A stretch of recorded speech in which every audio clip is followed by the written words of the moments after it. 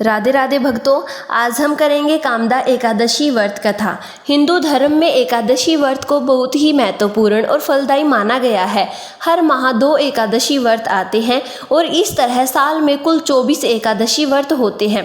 प्रत्येक माह की एकादशी का अपना खास महत्व होता है।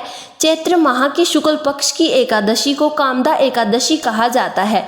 कामदा एकादशी का व्रत रखने वाले जातक पर भगवान विष्णु अपनी कृपा बरसाते हैं और उसकी हर मनोकामना पूरी करते हैं।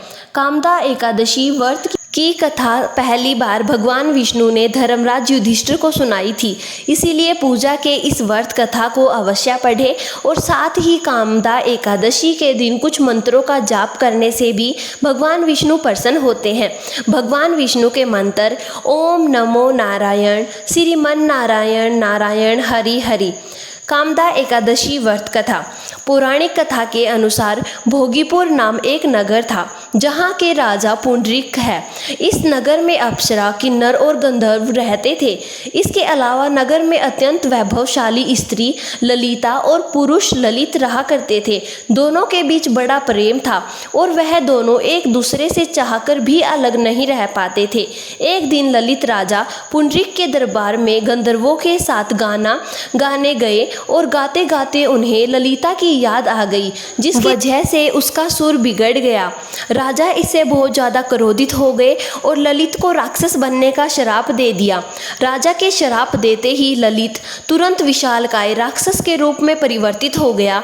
ललित का राक्षस रूप शरीर 8 योजन का हो गया। जब उसकी पत्नी ललिता को इस बात के बारे में पता चला तो वह बहुत ही दुखी हुई और इस समस्या का हल ढूंढने की कोशिश करने लगी।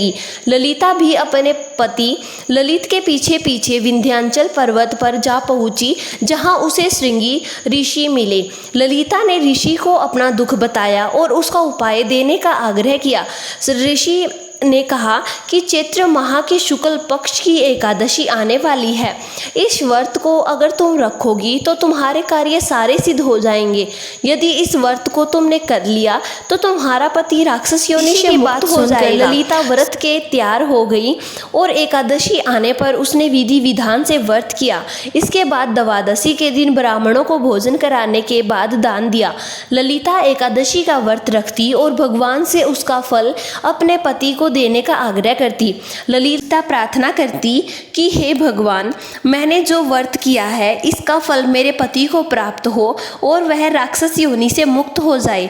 ललिता के व्रत से भगवान विष्णु प्रसन्न हुए और उसके पति को एकादशी व्रत का फल दिया, जिसके बाद वह राक्षस योनि से मुक्त होकर अपने पुराने स्वरूप में आ गया।